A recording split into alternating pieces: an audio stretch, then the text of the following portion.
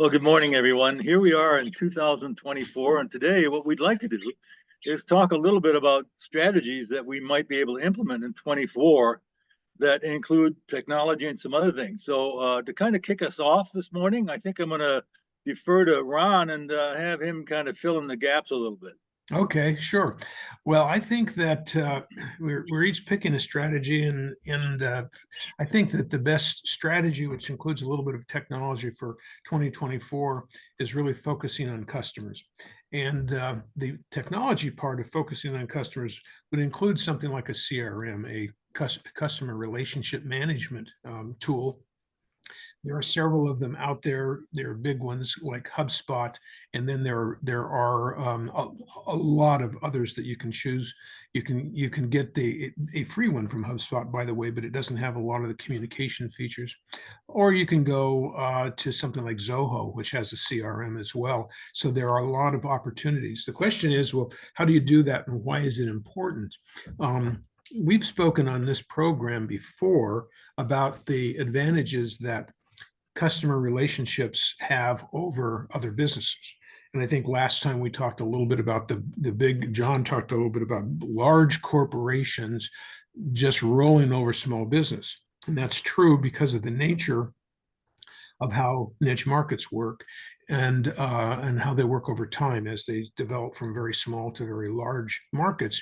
And we won't be able to talk about that specifically today. But the competitive advantage there is that if you have a relationship, you've got an opportunity to actually compete with the big guys based on trust, authenticity, hopefully differentiation, and them understanding differentiation. That's generally not debated anymore. When I started talking about relationships, literally back in 1989 or 90, bless you. Thank you. Sorry about that. That people would look at me like, what are you talking about? I don't want a relationship with a customer. Well, that debate's over. But it wasn't when I started talking about it 30 years ago. So now that is over, the question is, well, how do you implement it? It is not easy to do. Now, if you're a little teeny insurance guy and you need to have, say 100 good commercial accounts to make a really good living, you can do that just on your own, shaking hands, going to chamber meetings, association meetings, kind of getting out and about and learning to meet people and just being a decent person.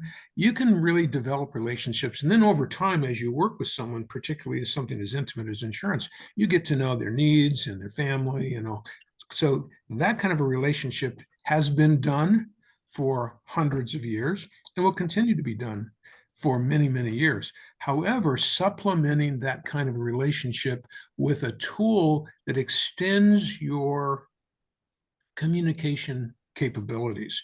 If there are things in your particular industry, we'll use that industry, the insurance business, that are important for your customers to know, then you don't have to call every one of them up and say, oh, by the way, your fire insurance is going to go up this year because we're having forest fires, or you're in a, like some of us, you're in a high fire danger area. And so, those kinds of things can be done proactively. And you can develop a relationship simply because you're giving them the information they need before or when they need it. So by utilizing something as simple as email, you can develop strategies for better informing your customers. But for people who are trying to grow their business and they have, they're in the kind of a business that it takes thousands of customers in order to be able to maintain their business, using a customer relationship strategy where you are focused on support as a separate item, support of a product, how to maintain it, how to clean it, etc., how to use it. On service, why did it break down and how do I fix it? What do I have to do to make this work a little bit better, as well as content knowledge about that product and associated products that you might be able to sell to help them out. Those are all content pieces that help cement your relationship, really. So it's about communication and automated communications. Now there are pieces that go beyond that. So this year I'm recommending that if you are not familiar with CRMs, get familiar, understand what they're like, how they work. You can try free ones. HubSpot is one.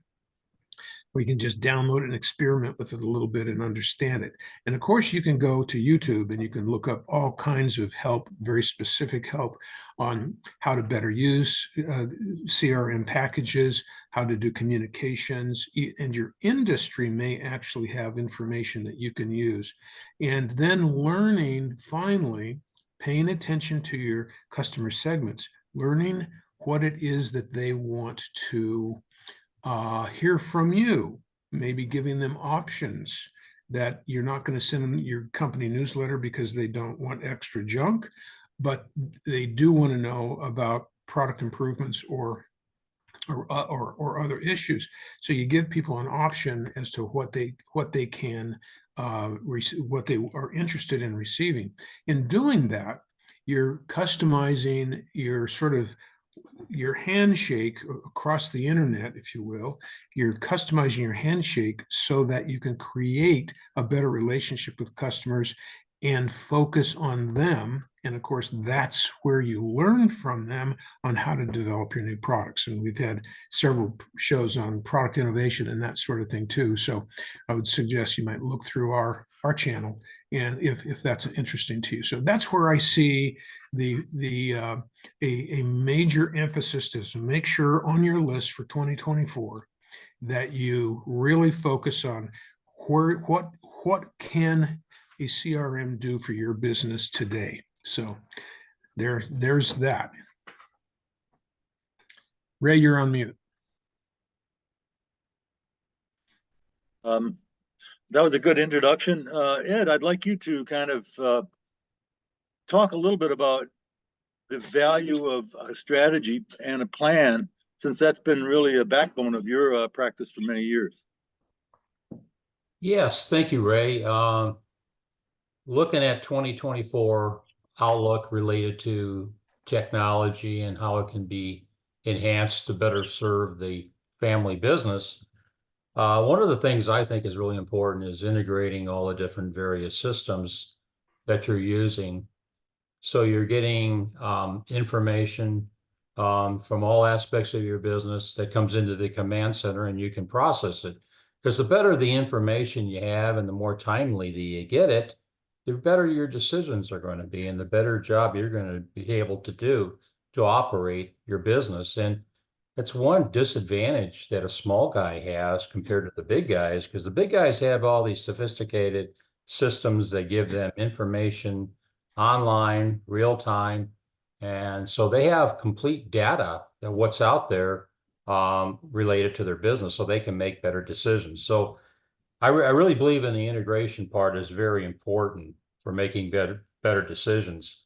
Also, being able to find things quicker. I'm 69 years old, and sometimes it takes me a while to find things. And then when you throw my wife into it, both of us try to find the same thing. It could take hours. So being able to find things quicker really would be helpful, which means a lot of times some of these systems are so sophisticated, it's so hard to operate, and there's no education on how to operate them. We're missing a big opportunity there, because simple is better for most people, and it's going to drive more people to utilize the systems if they're simple to use. And I have several clients that are so sophisticated on how they handle their business that they make it very, very complicated, and the average person in the company can't use it because they don't understand it. And there's no specific training basically to teach them how to use it. And there's no integration, which makes it even more difficult, because you get information from one system and then you got to write it down or do a printout, and then you got to follow it through another system. It's just not a good way of utilizing your resources. So I think the big opportunity could be for everybody is for guys like John Burgess, who's very intelligent in this area, could teach some of the older generation how to use some of these, some of this technology that's out there, and that could have a significant impact on their business. Yeah, John, that's a good segue, Ed. John, given your experience as a chief operating officer in a manufacturing organization, how do you see technology being of value at this point, and which ones might you recommend? Well, Ron and Ed both they did a good job of segueing into it, because what I was going to talk about was a little bit different, but it definitely came from the idea of the challenges in the supply chain and manufacturing, and we've saw that over the last few years, and that technology definitely is part of that. I think the B2B business, industrial businesses are always lagging. And so for 2024, what I see happening is complete chaos in a way that has happened every couple of generations. I was thinking the personal computer came out in the early 80s, and you'd say that first 4 years of the Reagan administration, from 80 to 84, there was so much change. At the end of 84, I remember my dad bought my brother and I a Nintendo. So, it went from no computers to Nintendo in the house within 4 years. We're coming into this new data age that is just mind-boggling. And I've spent the last few days really diving into stuff. I've gotten a lot deeper into Twitter. I've been trying to retool my brain to some old content creation ideas that I've been doing for 20 years, but took those couple years away. So I took a step back. I've been telling everybody I don't understand what's going on with the markets. The markets are crazy. It doesn't make any sense. At the manufacturing levels, we don't see the increases in sales. We don't see the increases in usage of supplies. Inflation's baked into that. So you have these complex issues. And so here's some things that have happened recently that will lead into really where I think we're headed. Since 2010, we're down 10% in going to college. And that does not include the last couple of years that were affected by COVID, but it might be less. So we have a lot less people going to college. It's been more than 5 years since a U.S. native-born increase in jobs. And by that, unemployment's gone up and down. But since July of 2018, there have been no new jobs created for born in American Americans. So we have these jobs coming in from overseas. That really makes you wonder, is it low-level jobs? Is it high-level jobs? Are these people coming into tech sectors, into healthcare? Or are they coming in to work at a factory? And so that's an interesting little thing. Payrolls have been up and down. We see unemployment going down in some ways, full-time employment, but we see the highest level of all-time and part-time employment. We're having 2 jobs. We're at 8.4 million people have 2 jobs. So it's a very weird thing going on. So you always go back to the basics, and we were just talking about on Wednesday about the 80-20 rule. And so you go look at it. Let's figure this out. Well, this is where it starts. There are 8 companies that make up the most of the S&P 500. And that's Apple, Microsoft, Amazon, NVIDIA, Google, and Tesla, and Meta, Facebook. Google has a Class C in there. So really it's 7 companies. They account for 27.37% of the index. They're only 1.6% of that index. So it's 1.6 to 27%. The 80-20 rule has been blown up. That means 98% of the companies make up 72%. So we have an 80-20 rule that's been demolished. And so why has that happened? Well, it's people spending time online. It's creation of content. It's the uses of those companies. And as you notice, all 8 of those companies, 7 of those companies, they're technology companies. So we have production of the item, the phone. We have the technology that went into the phone. We have the buying power that goes through Amazon, Google. We have, creation of cool things. Tesla is a technology company, but they make cars. So they're manufacturing / technology. So an interesting crossover there. But, so is Microsoft, so is Apple. So you have these interesting leaders. And what they are really doing is breaking what we thought of technology with all these new things, which includes AI. And so this year into maybe the next 2 or 3 years, we're going to see the shift from the idea that you go to college to get an education. You're going to go to YouTube to get an education. You're going to find out that you can find a nice niche, a place to work, a job, because of these tasks that you can learn online, these tricks of any trade. And we're going to have this interesting consumable economy driving the next steps of the economy, which in small business are what Ron really mentioned. It's how do you build a relationship with your customer and keep it? That's a CRM relationship-based thing. It's what Ed said, that you have to find the solutions that tie together so many moving parts now. And so how do I tie my marketing plan together that could include Twitter, Facebook, Instagram, TikTok, YouTube, Google? How do I tie that into who comes into my store? How do I tie that into my accounting systems? How many products did I sell? What was my revenue? How much money do I make? It becomes more and more complex. The really interesting, I guess, future looking piece of 2024 and future is there's so many tools to do it for you. And it's unbelievable how quickly AI is going to make some of these really hard tasks kind of easy. And to Ed's point about, you're a little older and you haven't learned all these tools, there'll be some solutions to help you do that. And it's a kind of a jumping into these pools. And so I think the next few years will be no different than the early 80s of it changing from paper to, all of a sudden you have a personal computer and a printer.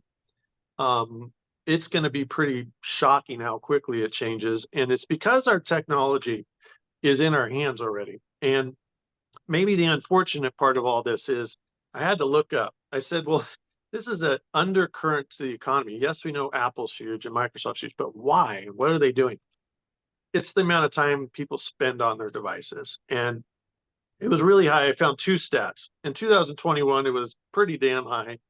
The average US person spent 8 hours, 5 minutes online. That was during COVID, so maybe it was a little high. So it did come down in 2023. Second quarter of 2023, it was at 6 hours and 41 minutes. So we are consuming services, whether it's a Zoom call like this, and we're having a business meeting on technology, whether it's Microsoft and we have 365 online, or we're going into the cloud, or you're just sitting at home and you're watching a YouTube on how to do something, or you're just binge watching like you would a TV. So much of the economy is now baked into technology. We don't see it like a factory. You go to the factory every day, what's going on by how many heads are there, what the output is, how many deliveries are coming and going. You don't see it within technology, whether it's, streaming on the phone, on the computer. And that's where I think the real changes are happening. And 4 years from now, we'll laugh at how hard things were. It'll be totally easy. We'll have all these little assistants on our phone doing things for us. It might be creepy and it might be hard. And some of us will throw our hands up and say, it's just like the fax machine. We need to throw it out the window and get rid of it. But that's what's coming. And so to kind of finish it up, Ray, the big thing for 2024 is to embrace the change. I think that's really what you have to do. And if you're in small business, you have to go out and find sources, Twitter, YouTube, all these places, to learn what the change is specifically in your industry. Embrace it, learn about it, and move forward, because the content's there for you to do it. Yeah, thank you. That was a good summary. John Mills, I don't know if you're able to hear this, but I can hear this. Can you hear me? Yeah. Yes, we can. Give us some insights, from your technology background, and how this all links together with what John and Ed and Ron have already said. Yeah, so I don't actually disagree with anything that's been said so far, which is refreshing. The interesting thing is, 30 years ago, I was of the belief that technology was the facilitator of change. It was going to go and be the greatest thing that was going to affect our next 10, 20 years. And in a way it has been, in a way it hasn't. What I've discovered, and I think perhaps we were saying, and Ed, you kind of mentioned this in a pretty fundamental form. It's like, if I can't use the technology, how good is the technology? If I have trouble finding things, then I don't care how powerful it is, at some point it's not going to work. My point now is, I think technology is absolutely going through a transcending change. It's going through a quantitative shift. There's no question.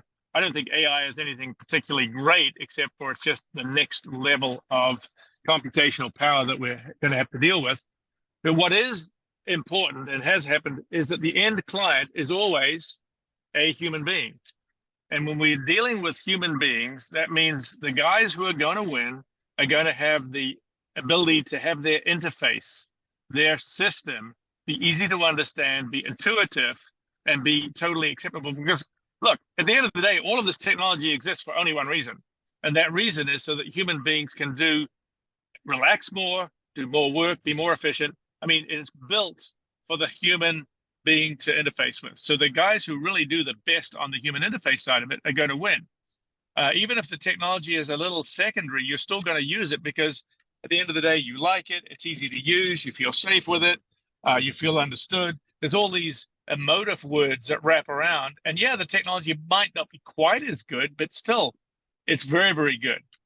So my take on it is, yeah, the winner is going to be those people who are not in love with the technology. They're in love with being able to provide information, data in a manageable form, whether that's graph form or whatever that output is. So that's my takeaway on it. I was going to ask one other question that kind of lurks behind all this. And, you know, with AI kind of emerging to take over so many rudimentary tasks and even more sophisticated one, how's that going to affect our labor pool? And what are people who are losing their jobs going to be looking forward to as we move forward? Yeah, if you're asking me that question, I'm going to have one other comment on AI, and there was an old adage back down in the punch card days. Early on, it was GIGO, garbage in, garbage out, and I would just say that the biggest issue with AI is what is the root source of truth that you are using to develop your AI algorithms from, and there is the big differentiator between the various systems that are being used today. One of the systems apparently went to work and learnt New York Times for the last, I don't know, however long they've been in business. And all the truth that they based their stories on was the New York Times articles. Well, very obviously, that means that either New York Times was smart or it wasn't smart. Who knows? But so AI is going to definitely do some things faster, quicker, and better. But I think it's going to open up a phenomenal number of new jobs that will enable perhaps a more efficient workforce and a more educated workforce in some areas. I'm thinking at the end of the day, it's going to be a net sum. There'll be winners and losers. Let me comment on that, John. The AI is, I really believe AI is going to really fundamentally make some changes, but you are 100% right. It depends on the learning set or the tools that it's been fed. And everybody has to remember that. We're going to have to learn that. And I use it several times a day now. So, I mean, I am like deep into using it on a variety of subjects.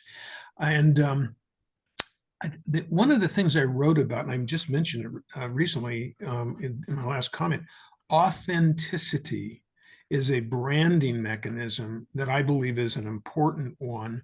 I wrote about it in my book, Finding Your Crack in the Market, as one of the differentiators for finding your crack in the market. And that is that people have a zeal for authenticity, whether it's going to an old-fashioned hotel that is authentic, or going to ruins that are authentic versus, say, going to Disneyland. So there are a variety of ranges there that we can talk about, but primarily the advantage here that I think applies to your comment is that if you're in a specific business and you are seen as being authentic, meaning you know the business, you know how to run your business, you know how to interface with your customers on that business, including all the technical knowledge, you have a certain authentic character that no AI will ever take away from you. So even if you use AI in the future in your business, you have to feed it your level of authenticity so they know, so you know, and they know who might use this, that they're getting, say, their HVAC information from, I don't know, we'll say Carrier or some other expert in HVAC. Whatever the subject is, you now want to know what was the AI trained on. So if you use AI, say, on your website to answer questions for customers in the future, Don't let them go out to the web and pull everything off and use New York Times to give you, the latest tips on saving money for your air conditioning. Don't do that. Go to the carrier website where they've done the studies, they have the engineers, and they've trained the AI on only the data sets that they know are true. This is a real potential boon for small business. And now we've been talking, John and I have been talking about this level of authenticity and expertise in the business for 20 some years now. And most small businesses don't really take it to heart. But most small businesses do have specific and expert knowledge on their topics. You got to use that.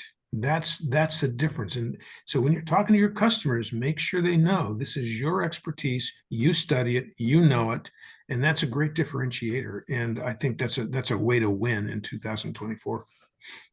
Well, and I'll expand slightly. I think big AI, the big fights that we hear in the news about what they're learning, that's one segment. I think we can put that to the side. The tools you'll use as a small business person are going to be built into something else. You'll never notice they're really there. They're just helping you out. Yeah. And it will, I think John said it pretty interestingly that, technology is really at the end use a person's tool. And we've seen that computing power increase over time.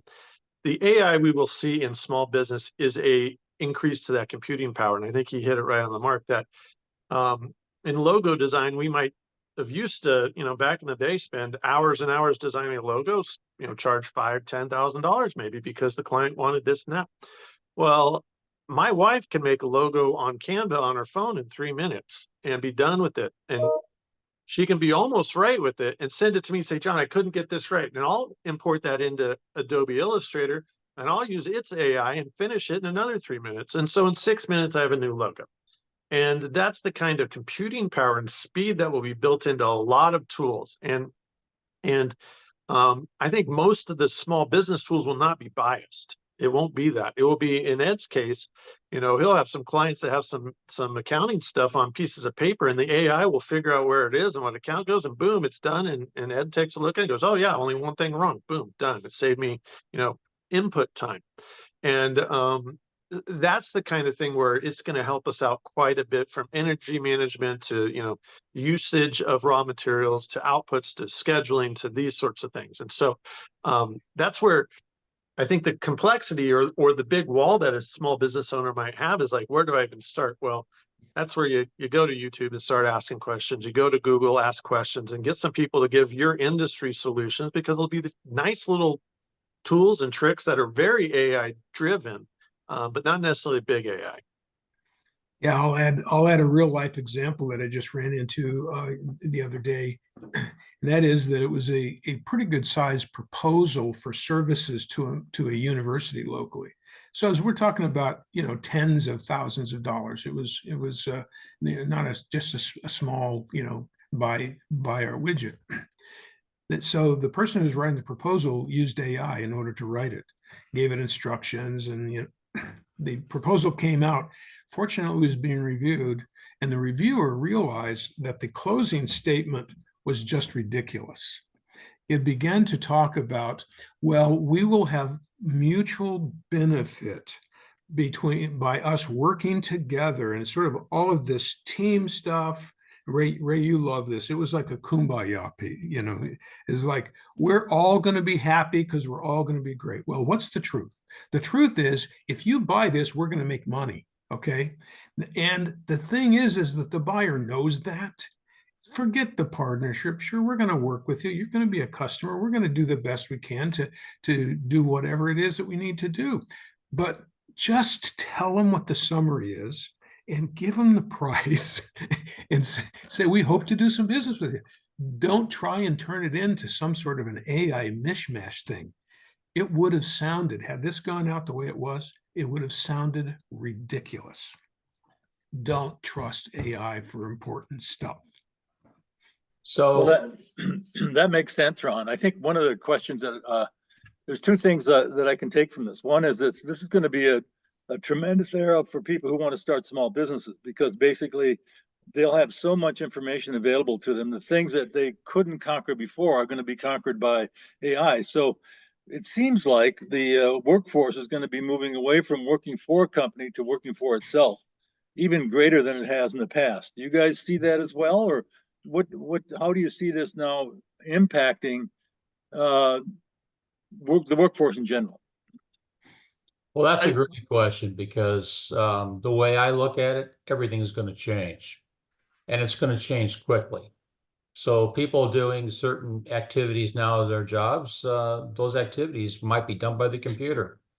So they're going to have to be retrained, and they have to have a thirst for gaining new knowledge so that they can take advantage of this opportunity. Sitting back and just waiting for things to happen is probably the worst option you can take. You want to learn more about it and figure out a way where you can leverage that knowledge and do something special and make a big contribution and grow your income. I'll also say that it used to be that the owner, I mean, it's always been that the owner had to do the hustling, especially in a brand new business, do the hustling, get out and get it all done and try and get it all done.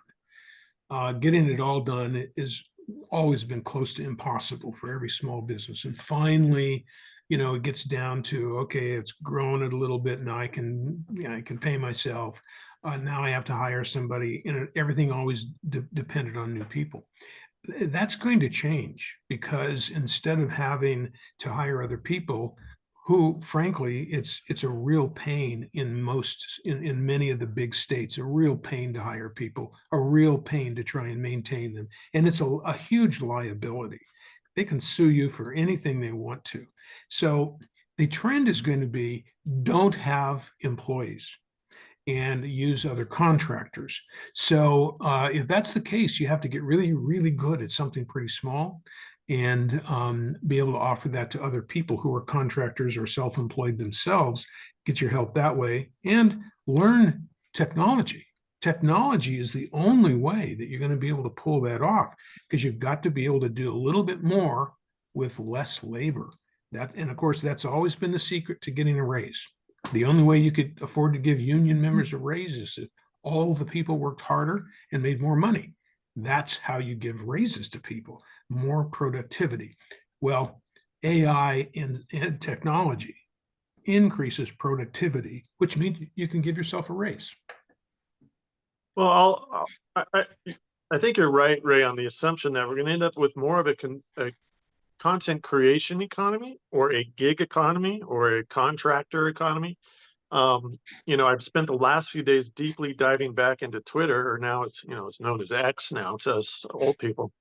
I've had more conversations. I went back to my old ideas of, you always pat somebody on the back. That's the only way social media really works. And so I did it in this really narrow niche of monetization of YouTube channels. And so I wanted to know some of the tricks of the trade. And I've had 20 conversations in 2 days with people I don't know. And one of them, and I'll give him a shout out, Andrew, I'm going to butcher his name. He's from Russia. Chemerskit, I think is his last name. A young kid, left Russia, born after the wall fell. He's now in Slovakia or Slovenia or one of those other, Eastern Bloc countries, and wants to move west, whether that's into South America or North America. But man, he's got a little following. He's doing his own stuff. He's in the gig economy. He has perfect English. I had a 10-minute conversation through Twitter with him. And what the technology parts of this that have already opened up over, say, the last 5 years is really access to what would be the U.S. economy, or the U.S./global economy, in ways where there is still some interesting outsourcing things. We're outsourcing this work on video work, or logo design work, or creative work to other people in other countries. And now they have the tools at the fingertips to not only make it pretty seamless, whether you're using a tool like Slack to communicate, you're using financial tools like PayPal, you're using variable cost tools like Gumdrop, where you can sell stuff online and you have no cost, except for maybe a 10% thing, or Amazon. The communication has been so improved that now you have emerging markets in what I would call the Eastern Bloc countries or Eastern Europe, India, China. These people are exploding with the opportunities because they can fill part-time jobs in these gig economy stuff where they have some real work ethic behind them. They have some want to grow a capitalist lifestyle to make money. They might have come out of a culture where that was not available to them, and they see that as quite a boon. So, Ray, I think there'll be a huge amount of it. And as I mentioned earlier, America has 8.5 million people that work 2 jobs right now. That's a big number of people. So it's a coming thing, and these tools are continually changing, so you can do that. Well, I think that begs another question. How's that going to impact America? I mean, I think, as you pointed out, it's now the economy has been globalized in such a way that anybody can, like this person from Russia, can participate in the American economy. So the smart people will have an opportunity, and those who don't learn will be pushed out of the economy, even here in the United States. What's going to be the impact here? Oh, I think it's going to be huge. I think you're on something there, and I feel this way based on a couple of conversations recently of recent immigrants to this country who are trying to set up their own shops, as well as conversations with John that he just kind of summarized for us. It's like the young people in America do not know what's going to hit them. They don't know how to work. They don't get up, get going, get out, put in their 10 hours a day, and they think they should have Monday and Fridays off. So when you read the issues that we're having with young workers today, American young workers are, and maybe in France too, I don't know, there may be some, but they don't recognize that they're not competing against their neighbor.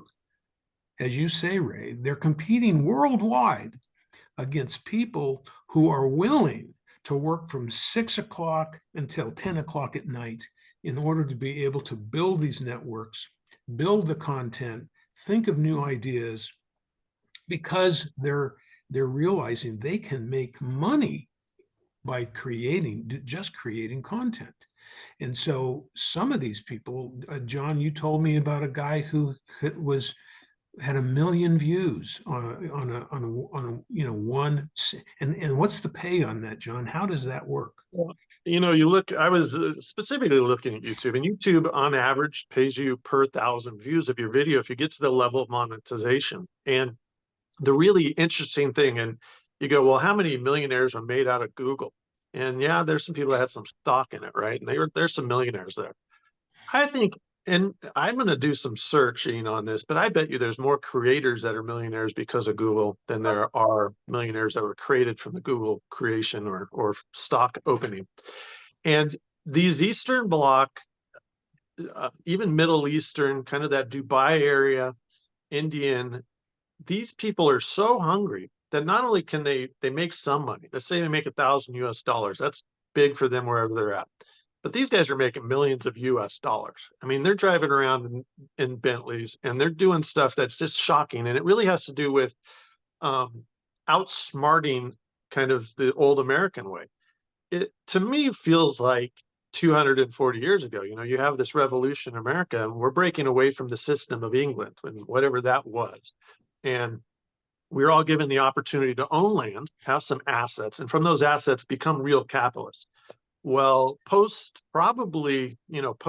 breakdown of the Soviet Union, you now have this new world that's finally emerging after 10 or 15 years. And this new generation of Gen Zs, a little bit of Xs, Gen Ys, that were born into Soviet Indian countries with technology, now are taking major advantage of it. And so we're seeing a real change in the markets. And that's where, as I open, I don't quite understand why our markets are so strong, but part of it might be this undercurrent of technology users who are not necessarily here in America. They're not producing anything in America. They're not a factory, but they are creating some very, very valuable content, or they're doing stuff that is being consumed in such a way, whether drop shipping of a product or creation of new products, that's just quite amazing. And it's easy to see with a couple of all-stars in these games. You know, there's some people that are the top people, and now they're doing product, you know, creation off of them. But really, it's the next level down where they're making what they call faceless YouTube channels, where it's not their face. They're not famous. They're just making better content. And so there is something there. And it does come back to technology is useful, that these new tools are continually improving, that, to John's point, technology is being more efficient every single time with more computing power and more of this, that, and the other thing. And even if you're a poor kid in Dubai that is trying to break out, you know, you have translating tools to make your English sound perfect, or make the person on your video perfect. And therefore, they don't know you're in a little, you know, a hut with a cell phone, which is what these kids are doing. I wanted to just add a little bit to that, John. You know, the truth is what's happened is that we've made the American economy available to the entire world without any of the costs. Yeah. I mean, this guy in India doesn't live in a hut. He lives in a mansion that he could not afford here, and he doesn't have to go here anymore. He can, America now, the idea of being here to be free is no longer relevant in that sense. That's a deep thought. It probably is very true. And, you know, the globalization, whether it's, you know, you spent some time in Vietnam, and, you know, that economy is a communist country, but the economy is hopping, and they're doing it on the back of the American economy. And that's what China has done. But you're right. The idea of, in my mind, of capitalism has always been, I have an asset, I'm going to risk it by making something more out of that asset, whether it's time or my trees I'm going to cut into lumber. This next version of the economy is that you don't have to have a capitalist asset you're putting to risk. You're not capitalizing anything, but you are jumping into a stream of flow that you're capturing a little bit of that water or something. It's interesting. Yeah.